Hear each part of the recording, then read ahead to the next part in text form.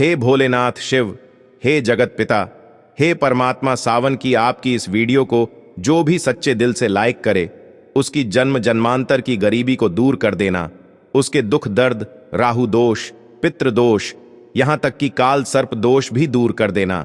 यदि आपके इस संतान से कोई भूल हो जाए तो हमें माफ करना। हम सब आपकी ही संतान हैं। दोस्तों, इस बार 2024 में कितने सावन सोमवार पड़ रहे हैं?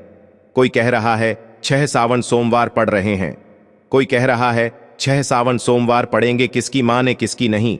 आज हम सारी गलतफहमी, सारी असामंजस स्थिति दूर कर देंगे और व्रत में क्या खाएं क्या नहीं जानिए, सब कुछ इस वीडियो में। दोस्तों, सावन का महीना चल रहा है, ऐसे में हर कोई भगवान भोले बाबा को दिल से खुश करना चाहता है। हर किसी की इच्छा होती है कि वो सावन में भोलेनाथ को खुश करके अपनी सभी इच्छाएं और मनोकामनाएं पूरी कर ले। पर कई बार आप लोग ऐसी गलतियां कर देते हैं या कर बैठते हैं जिससे शिव क्रोधित हो जाते हैं। और ये बात तो आप जानते हैं कि भोलेनाथ यदि भोले हैं तो उनका क्रोध भी अत्यंत विनाशकारी होता है। भोले बाबा यदि भोले हैं, प्यारे हैं, तो उनका क्रोध भी अत्यंत विनाशी है।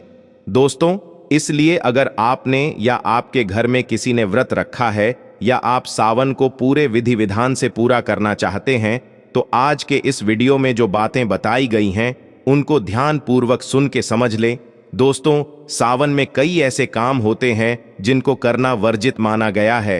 दोस्तों, अगर भोले बाबा की कृपा हो जाए तो काल भी आपका कुछ नहीं कर पाएगा, क्योंकि कालों के भी काल हैं महाकाल। इसलिए अगर आप भी महादेव की कृपा पाना चाहते हैं तो सच्चे दिल से कमेंट बॉक्स में लिखे हर हर महादेव, ओम नमः शिवाय। दोस्तों, सावन सोमवार व्रत में क्या खाएं क्या नहीं खाएं, सावन में लहसुन प्याज खाए या नहीं, व्रत में नमक खाए या नहीं, कौन सी गलती नहीं करनी चाहिए, पति पत्नी को दूरी क्यों बनानी चाहिए और कौन से रंग के कपड़े नहीं पहनने चाहिए, ऐसी कौन सी गलतियां हैं जिसे सावन के दौरान हमें भूल कर भी नहीं करना चाहिए। और मंदिर में जो एक लोटा जल रखा जाता है, उस जल का हम क्या करें, पी जाएं या तुलसी में डाल दें या पेड़ पौधों में डाल दें या इस जल से स्नान करें। साथ ही सावन के इस पवित्र महीने में कितने सोमवार पड़ रहे हैं और सावन की समाप्ति कब है, आइए जानते हैं सब कुछ। दोस्तों, सावन का महीना कोई मामूली महीना नहीं होता है।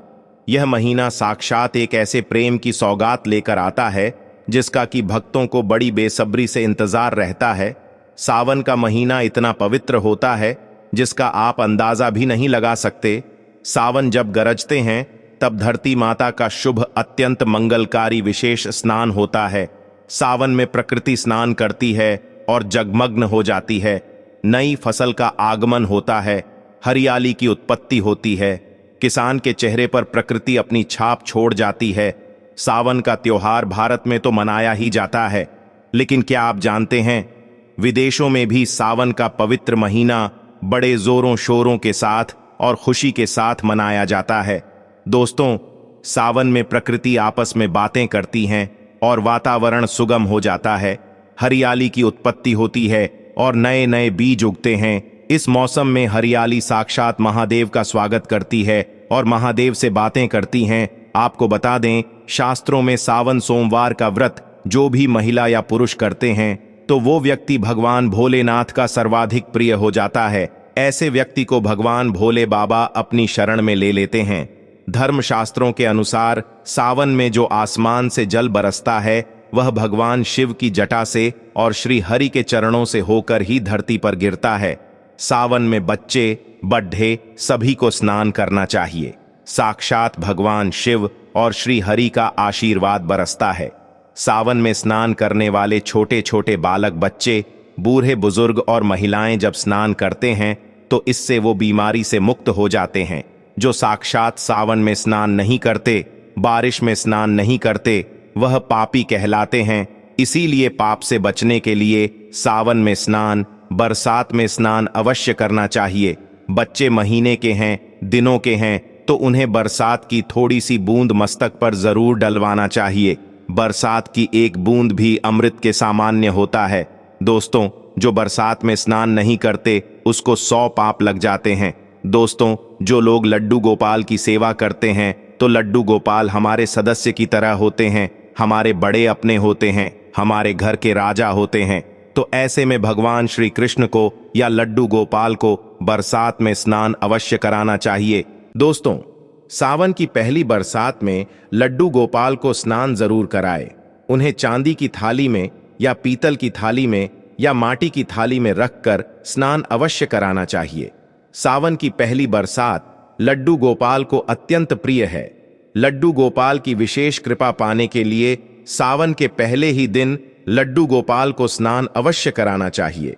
इससे साक्षात लड्डू गोपाल की पूरे परिवार पर उनकी कृपा बरसती है। लड्डू गोपाल बहुत प्रसन्न होते हैं, अत्यंत खुशी से झूम उठते हैं, नृत्य करते हैं, सावन में प्रसन्न रहते हैं। दोस्तों, सावन में कावड़ यात्रा का क्या ही कहना। शास्त्रों के अनुसार माना जाता है कि सबसे पहली कावड़ यात्रा भगवान परशुराम ने भगवान शिव को समर्पित अपने कांधे पर उठाई थी और तभी से भगवान शिव को प्रसन्न करने के लिए कावड़ यात्रा की जाती है। दोस्तों, लेकिन क्या आप जानते हैं, सावन में 10 ऐसे नियम हैं जो आपको जानना बहुत ही आवश्यक है। अगर इन नियमों का पालन आप अपने जीवन में नहीं करते हैं तो आपको भगवान शिव के क्रोध का सामना करना पड़ सकता है। आपका पूरा परिवार गरीबी, निर्धनता और बर्बादी का सामना कर सकता है। दोस्तों, आज की वीडियो बहुत ही सुंदर है।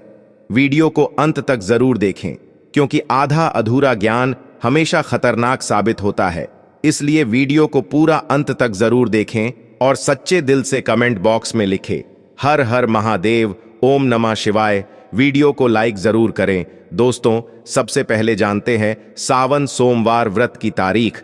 पहला सोमवार का व्रत 22 जुलाई को है, दूसरे सोमवार का व्रत 29 जुलाई को और तीसरे सोमवार का व्रत 5 अगस्त होगा। चौथा सोमवार का व्रत 12 अगस्त और पांचवां व्रत 19 अगस्त को रखा जाएगा।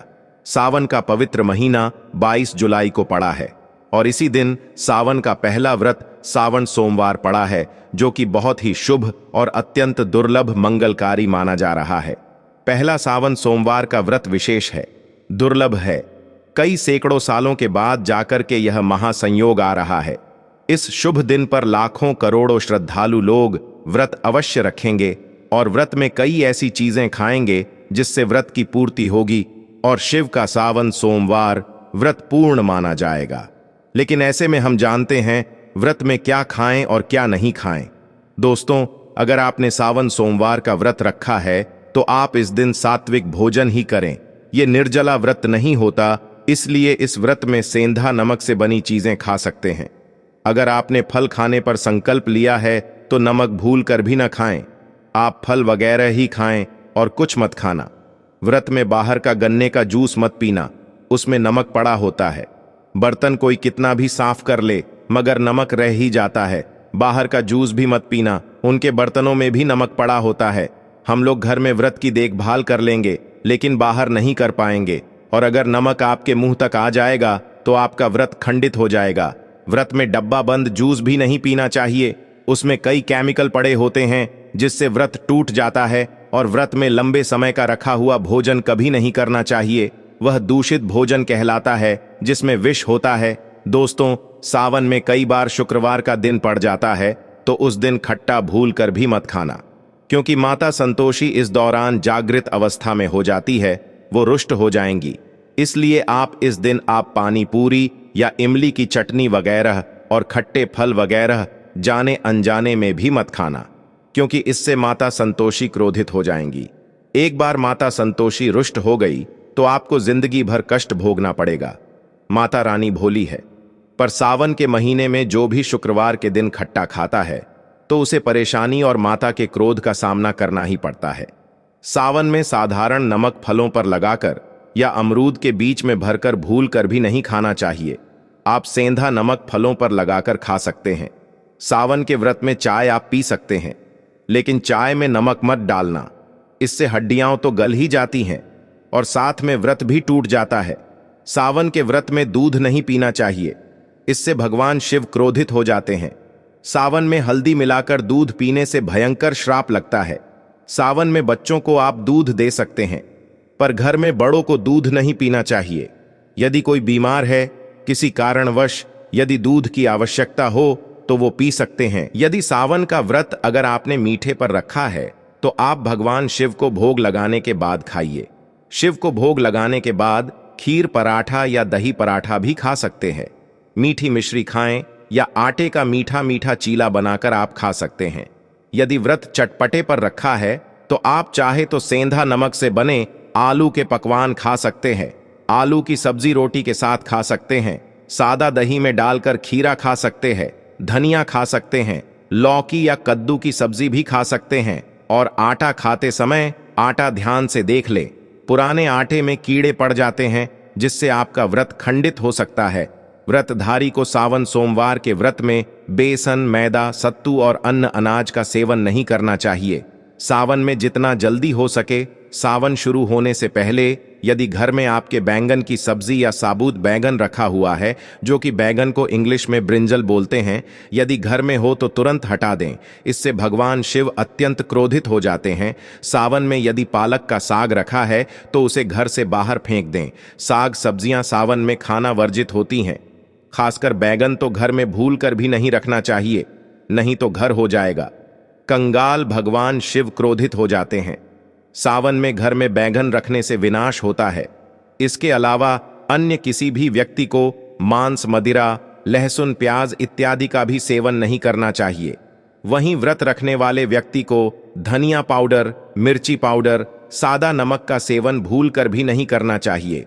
गरम मसाला या पैकेट वाली सामग्री या कोई भी डब्बा और बंद पैकेट कुछ भी नहीं खाना चाहिए। 99% डब्बा बंद सामान में या पैकेट में लहसुन और प्याज पड़ा होता है। आप इसका इंग्रेडिएंट्स भी पढ़ सकते हैं। लहसुन, प्याज सबसे ज्यादा इस्तेमाल होता है। डब्बा बंद चीजों को सावन में यदि हमने गलती से यह चीज खा ली तो हमारा व्रत टूट जाता है। सावन में चाहे आपका व्रत हो या न हो, किसी भी व्यक्ति को कड़ी पकोड़ा नहीं खाना चाहिए। और वहीं पत्तेदार सब्जियां जैसे पालक, मेथी, बथुआ और गोभी जैसी सब्जियां या साग सब्जियां भूल कर भी नहीं खानी चाहिए। ये जहर के समान मानी जाती है। इसमें कीड़े आ जाते हैं, सांप, बिच्छू वगैरह आ जाते हैं। और जो भी व्यक्ति सावन में बैंगन की सब्जी खाता है उस व्यक्ति को घोर पाप लग जाता है। इसी कारण लोग द्वादशी और चतुर्दशी पर बैंगन नहीं खाते। दोस्तों, पत्तेदार सब्जियां क्यों नहीं खाई जाती, इसके पीछे एक कथा है। मैं आपको बताऊंगा कि सावन के पवित्र महीने में कौन सी गलतियां नहीं करनी चाहिए, क्योंकि ये गलतियां पाप का भागीदार तो बनाती ही है, साथ ही साथ ऐसा व्यक्ति नरक में अटका ही रह जाता है। सावन में घर के सभी लोगों को सुबह जल्दी उठना चाहिए और जितना जल्दी हो सके कम से कम सावन का पहला सोमवार के दिन स्नान अवश्य करें। परिवार में सबको स्नान करना चाहिए। यदि कोई बीमार है तो उस पर गंगा जल के छींटे मार दे। सावन में किसी भी गरीब का अपमान न करें। क्या पता उस गरीब के रूप में भगवान शिव हो, क्योंकि भगवान शिव सावन में अपने भक्तों की परीक्षा लेने आते हैं। सावन में देर तक सोने वाली महिला का पति बर्बाद हो जाता है और उसकी मृत्यु निकट भविष्य में जल्दी हो जाती है। इसलिए पति के उठने से पहले सावन में हर स्त्री को जल्दी उठ जाना चाहिए और भगवान शिव की पूजा करनी चाहिए। सोमवार व्रत आपको अवश्य करना चाहिए। ऐसा करने से धन लक्ष्मी का वास होता है। सावन में पति पत्नी को सहवास नहीं करना चाहिए। अगर आपने व्रत रखा है या आपकी पत्नी ने व्रत रखा है तो आप दूरी बनाकर रखें, क्योंकि इस दौरान ऐसा व्यक्ति भगवान शिव की शरण में होता है। सावन में घनघोर काले वस्त्र पहनकर शिव मंदिर में नहीं जाना चाहिए। चाहे तो आप घर में काले वस्त्र पहन सकते हैं, लेकिन मंदिर में भूल कर भी मत जाना और ना ही व्रत में काले वस्त्र पहनना चाहिए। वैसे तो सावन में लहसुन, प्याज नहीं खाना चाहिए, पर यदि आपका व्रत है तो उस दिन पूरे परिवार को लहसुन, प्याज से परहेज करना चाहिए। सावन के महीने में घर में गंदगी नहीं होनी चाहिए, इससे प्रकृति नाराज हो जाती है। सावन में आपके घर का जो मंदिर है उसमें माचिस के खाली पड़े डिब्बे या माचिस नहीं रखनी चाहिए। सावन में घर में किसी भी व्यक्ति को गाली नहीं देनी चाहिए, चुगली आदि नहीं करनी चाहिए, पत्नी को अपशब्द नहीं कहने चाहिए और ना ही पति को अपशब्द कहने चाहिए। इससे भगवान शिव आपको श्राप दे देते हैं। दोस्तों, सावन में जो भी व्यक्ति दूध में हल्दी डालकर पीता है उसके ऊपर महाकाल का क्रोध बरसता है। सावन में बाल, नाखून, दाढ़ी वगैरह नहीं बनवाना चाहिए। यह आपको पहले कर लेना चाहिए। कोई ज्यादा समस्या हो तो आप ऐसा कर सकते हैं। पर शिव जी से क्षमा अवश्य मांग लें। सावन में शरीर पर तेल नहीं लगना चाहिए। यदि आपका व्रत है तो आप शरीर पर तेल न लगाएं। माता पिता का सम्मान करना चाहिए, क्योंकि माता पार्वती और पिता भगवान शिव को माना जाता है, क्योंकि माता पिता में इन दोनों का वास होता है। माँ पिता का आदर करने से भगवान शिव और माँ पार्वती प्रसन्न होते हैं। सावन में देवी देवताओं से जुड़ी कोई भी शुभ चीज उपहार के तौर में कभी किसी को मत देना, नहीं तो भगवान शिव आपके घर से सदैव के लिए चले जाएंगे। दोस्तों, अब जानते हैं सावन के इस पवित्र महीने में शिवलिंग पर कौन कौन सी चीजें नहीं चढ़ानी चाहिए जिससे आपको पाप न लगे। शिव पुराण के अनुसार शिव भक्तों को कभी भी भगवान शिव को तुलसी, हल्दी और सिंदूर सहित ये 6 वस्तु नहीं चढ़ानी चाहिए। पौराणिक कथा के अनुसार केतकी के फूल ने ब्रह्मा जी के झूठ में साथ दिया था, जिससे नाराज होकर भगवान भोलेनाथ ने केतकी के फूल को श्राप दिए थे। इसलिए केतकी का फूल शिवलिंग पर नहीं चढ़ाया जाता और वहीं नारियल का पानी भी शिवलिंग पर कभी भी अर्पित नहीं करना चाहिए। शंख से जल भी भगवान भोलेनाथ को नहीं चढ़ाना चाहिए। शास्त्रों के अनुसार सुबह 5 बजे से लेकर सुबह 11 बजे तक शिवलिंग पर जल चढ़ाना बहुत ही शुभ और अत्यंत मंगलकारी होता है। कभी भी शाम के समय शिवलिंग पर जल न चढ़ाए। शास्त्रों के अनुसार शिवलिंग पर काली मिर्च चढ़ाने से रोगों का नाश होता है। इसके साथ ही सुख समृद्धि की प्राप्ति होती है। घर में कभी भी अंगूठे के आकार से बड़ा शिवलिंग नहीं रखना चाहिए और शिवलिंग पर जल धारा अवश्य होनी चाहिए। भगवान भोलेनाथ को टूटे हुए अक्षत कभी अर्पित नहीं करने चाहिए, इससे भगवान शिव क्रोधित हो जाएंगे। सावन के पवित्र महीने में कटे फटे बेलपत्र शिवलिंग पर अर्पित नहीं करने चाहिए। बेलपत्र की संख्या 3 होनी चाहिए। बेल पूरे साबुत होने चाहिए, लेकिन आप 6 महीने पुराने बेलपत्र भी शिवलिंग पर अर्पित कर सकते हैं, लेकिन वो कटा फटा ना हो। 6 महीने तक बेलपत्र को पवित्र और शुभ माना जाता है। सच्चे दिल से बेलपत्र शिवलिंग पर चढ़ाने से 21 मनोकामनाएं पूर्ण हो जाती हैं। भगवान शिव को दूध में पानी डालकर नहीं अर्पित करना चाहिए, इससे आपको फल भी इसी तरह ही मिलेगा। भगवान शिव को आप 1 बूंद भी दूध अर्पित कर सकते हैं, पर दूध शुद्ध होना चाहिए और आपका मन भी शुद्ध होना चाहिए। शास्त्रों के अनुसार पीतल के कलश से शिवलिंग पर दूध चढ़ाना सबसे उत्तम बताया गया है। धार्मिक कर्मकांड में पीतल के बर्तनों का विशेष महत्व बताया गया है। विवाह आदि के कार्यों में इसलिए पीतल के बर्तनों का प्रयोग किया जाता है। आपको बता दें, सोमवार को पीतल के कलश से ही शिवलिंग पर दूध से अभिषेक शुभ बताया गया है। स्टील और प्लास्टिक से बने बर्तन का प्रयोग न करें। शिवलिंग पर जल चढ़ाते समय वो जल आपके पैरों के पास नहीं जाना चाहिए। अशुभ माना जाता है, उसे लांघना भी नहीं चाहिए। कहते हैं कि सावन में जल अपने घर का होना चाहिए। मंदिर से जल भरकर मंदिर में ही अर्पित नहीं करना चाहिए, इससे आपका भाग्य खराब हो सकता है। दोस्तों, सावन में ये चीज खा लेने से दुनिया की कोई भी ताकत आपको धनी होने से रोक नहीं पाएगी। मैं ईश्वर की सौगंध खाता हूं, अगर आपने सावन में ये चीज खा ली तो आपको करोड़पति होते देर नहीं लगेगी, लेकिन सच्चे दिल से ही खाना है। आइए जानते हैं, सावन में शिव भक्तों को शिवलिंग पर चढ़ा हुआ प्रसाद के रूप में धतूरा जरूर खाना चाहिए। इसे आपको ज्यादा नहीं खाना है, बस अपनी जुबान पर हल्का सा टच करना है। ज्यादा खाएंगे तो आप बीमार पड़ जाएंगे, इसलिए बस टच कर लें। आप देखना, आपके अंदर सकारात्मकता का संचार होगा और आपको धनी होने से कोई नहीं रोक पाएगा। दूसरा है बेल फल। बेल फल प्रसाद के रूप में खाने से माता पार्वती के साथ साथ भगवान शिव की कृपा भी बरसेगी और समस्त 33 कोटि देवी देवता आपको धनवान बनाएंगे।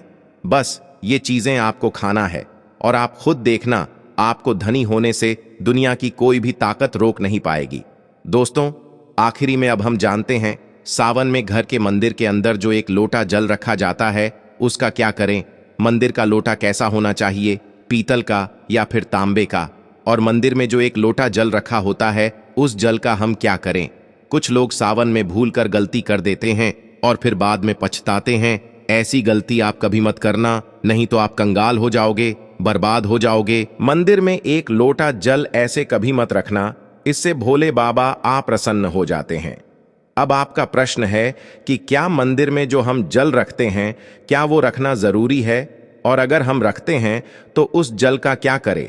देखिए, मंदिर में जल रखना बहुत आवश्यक है। जल एक ऐसी चीज होती है जिसमें सभी प्रकार की जो एनर्जी होती है उसमें ऑब्जर्व हो जाती है। तो जो हम पूजा पाठ करते हैं, मंत्रों का जाप करते हैं या वहां पर प्रार्थना करते हैं, जो भी हमारे अपने मन की कामना कहते हैं, ऐसे में वो सभी चीजें उस जल में समाहित हो जाती हैं। इसलिए पूजा करने से पहले घर के मंदिर में एक लौटा जल रखा जाता है और उसके बाद दीपदान मतलब एक दीपक प्रज्वलित कर दिया जाता है। यह अग्नि और जल का एक तरह से बैलेंस भी हो जाता है और इसलिए शास्त्रों के अनुसार घर के मंदिर में एक लौटा जल भी हमेशा होना चाहिए और दीपक भी प्रज्वलित करना चाहिए। तो अब इस जल का करना क्या चाहिए? देखिए, जब हम जल रखते हैं, सुबह की पूजा में रखते हैं, मतलब सुबह जो हम पूजा करते हैं, प्रातकालीन पूजा, उस समय जल रखा जाता है और वह जल हम अगले दिन उठते हैं। मतलब जब आप अगले दिन पूजा करने जाते हैं दोस्तों, स्नान इत्यादि करने के बाद तो आप उस जल को उठाते हैं। सबसे पहले तो उस जल का प्रयोग सुन लीजिए। आप अपने घर के सारे कमरों में, मतलब पूरे घर में उस जल का छिड़काव करते हैं तो इससे आपके घर का शुद्धिकरण हो जाता है, क्योंकि वह बहुत ही पॉजिटिव एनर्जी से भरा हुआ जल होता है।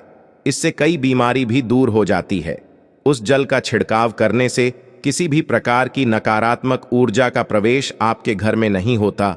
किसी भी प्रकार की परेशानी आपके घर में हो, अगर आप नियमित तौर पर उस जल का छिड़काव अपने घर में करते हैं तो निश्चित ही आप परेशानियों से मुक्ति पा जाते हैं, किसी के तंत्र मंत्र के प्रभाव से भी मुक्ति पा जाते हैं।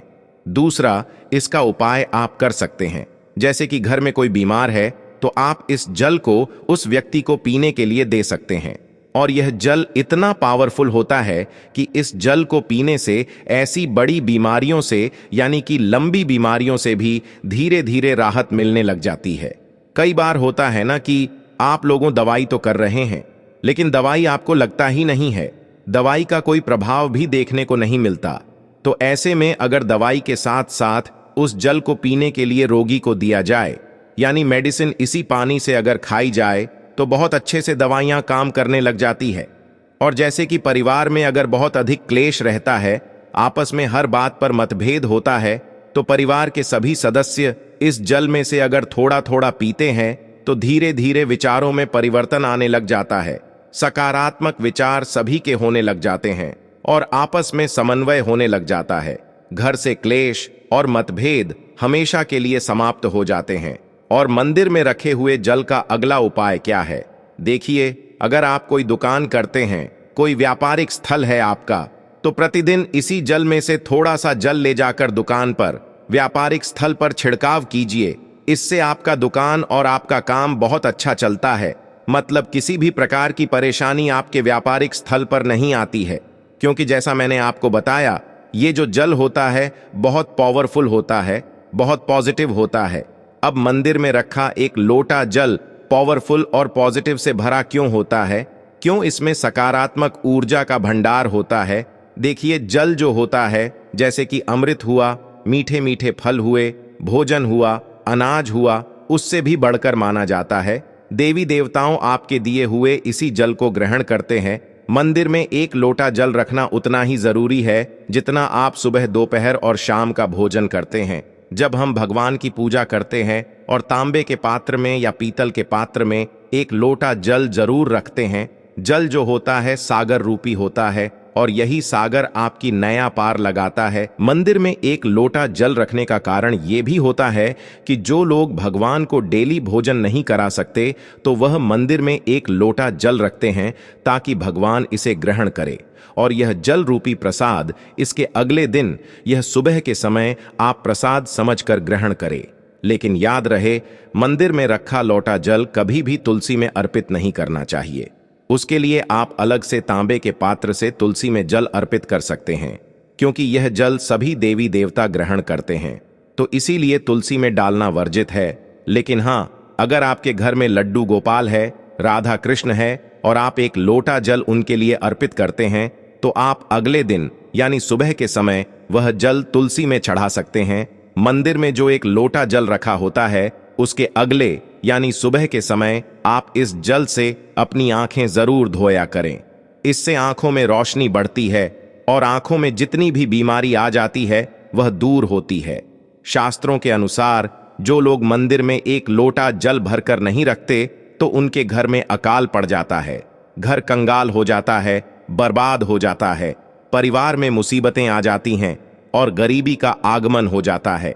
आप चाहें तो एक लोटा जल में पुष्प आदि डालकर रख सकते हैं, इससे बहुत ही शुभ माना जाता है। दोस्तों, मंदिर में जो जल रखा जाता है उससे हम और क्या क्या कर सकते हैं, आइए जानते हैं। दोस्तों, इस जल का छिड़काव करने से बहुत सारी परेशानियां स्वतः ही समाप्त हो जाती हैं। जैसे अगर आपकी दुकान पर किसी की नजर लगी है, बहुत से लोगों के प्रश्न होते हैं कि हमारे काम को किसी ने बांध दिया है, मतलब किसी की बुरी नजर ऐसी लग गई है कि पहले तो दुकान बहुत अच्छी चलती थी लेकिन अब नहीं चल रही है, तो आप इस उपाय को कर सकते हैं। निश्चित ही बहुत जल्द ही आपको परेशानियों से मुक्ति मिल जाती है और दिन दुगनी रात चौगुनी आपके व्यापार में तरक्की होती है। और हाँ, मंदिर में रखे हुए जल को आप अपने घर की रसोई में खाना बनाने में, पीने में भी प्रयोग कर सकते हैं। लेकिन खाना बनाने में प्रयोग तभी कीजिए जब आपके घर में बिल्कुल सात्विक भोजन बनता हो, मतलब लहसुन प्याज अगर आपके घर में बनता हो तो खाना बनाने में इस जल का प्रयोग नहीं किया जा सकता है। फिर आप इस जल को थोड़ा थोड़ा परिवार के सदस्य मिलकर ग्रहण कर सकते हैं और बचे हुए जल को आप अपने घर में पौधों में डाल सकते हैं। देखिए, ऐसा नहीं है कि मंदिर पर रखा हुआ जल बेकार होता है, किसी काम का नहीं होता है। बहुत सारे उपयोग इस जल के होते हैं। अगर हम सही तरीके से प्रयोग करें तो अपने जीवन की बहुत सारी परेशानियों का समाधान मात्र इस एक लोटा जल से हम कर सकते हैं। तो ध्यान रखिए कि मंत्रों से अभिमंत्रित जल बहुत महत्वपूर्ण होता है, बहुत ही शक्तिशाली होता है और हमारे घर के मंदिर पर रखा हुआ जल देवताओं का आशीर्वाद होता है, क्योंकि पूरे समय वह देवताओं के पास होता है। देवी देवता वहां पर रहते हैं, तो उस जल में हर प्रकार की शक्ति समाहित होती है जो कि सकारात्मक शक्तियां होती है। और इस जल का प्रयोग अगर हम सही तरीके से करते हैं, मतलब उसको पीने में करते हैं, खाना बनाने में करते हैं, घर में जल का छिड़काव करने में करते हैं, तो इससे हमारी समस्याओं का समाधान होता है। और अगर कोई भी कार्य नियमित तौर पर, मतलब कि प्रतिदिन किया जाता है, तो उसका हमें लाभ प्राप्त होता है। कभी कभी करेंगे तो निश्चित ही आपको उतना लाभ दिखाई नहीं देगा, लेकिन अगर आप नियम बना लेंगे कि हर रोज उसी जल से घर में छिड़काव करना है, घर में प्रत्येक व्यक्ति को थोड़ा थोड़ा पीने के लिए देना है, बचे हुए जल को पौधों में डाल दीजिए, दुकान पर छिड़क दीजिए, अपने घर के व्यापारिक स्थल पर छिड़काव कीजिए, बच्चों की बुक्स में, अपने घर की तिजोरी में, हर जगह इस जल का छिड़काव कीजिए और नियमित तौर पर कीजिए। चमत्कार आपको निश्चित ही देखने को मिलेगा। इसी प्रकार से जो रसोई में रखा हुआ जल होता है उसका छिड़काव अपने घर के मुख्य द्वार पर कीजिए, तो इसका भी आपको लाभ बहुत ही शीघ्र दिखाई देगा। लेकिन इसे अपने दिनचर्या में शामिल करना होगा, प्रतिदिन नियम से यह कार्य करना होगा, तभी आपको लाभ देखने को मिलेंगे। और हाँ, कई लोगों के प्रश्न होते हैं कि मंदिर पर जो रखा हुआ जल होता है वो जब हम अगले दिन उठाते हैं तो उसमें कई बार कुछ चीजें पड़ जाती हैं, कोई कीड़े मकोड़े पड़ जाते हैं, क्योंकि खुला होता है। तो क्या हम उसे ढक सकते हैं? जी हाँ, आप बिल्कुल ढक सकते हैं। जब आप पूजा करते हैं सुबह के समय, तो जब तक पूजा कर रहे हैं, जब तक मंत्रोच्चारण कर रहे हैं, तब तक जल खुला रखिए। और उसके बाद जैसे कि आप पूजा पर से उठते हैं तो उससे पहले जल को किसी भी प्लेट से या कटोरी से ढक दीजिए। फिर जब आप अगले दिन उस जल को उठाएंगे तो बिल्कुल शुद्ध और साफ सुथरा जल आपको मिलेगा और उस जल का प्रयोग आप अपने किसी भी कार्य में कर सकते हैं। और दोस्तों, आप जब भी घर के मुख्य द्वार पर जल छिड़काव करें तो गणेश जी भगवान का यह मंत्र जरूर बोले, ओम गणपतये नमः। और जो हमने आपको वीडियो में बताया है उसे ध्यानपूर्वक अच्छी तरीके से समझकर अपने घर के मुख्य द्वार पर जल का छिड़काव करें। दोस्तों, अगर आप वाकई में भगवान शिव से प्यार करते हैं तो कमेंट बॉक्स में हर हर महादेव अवश्य लिखें। भोले बाबा आपकी सभी मनोकामना अवश्य पूर्ण करेंगे। महादेव के लिए इस वीडियो को लाइक जरूर करें।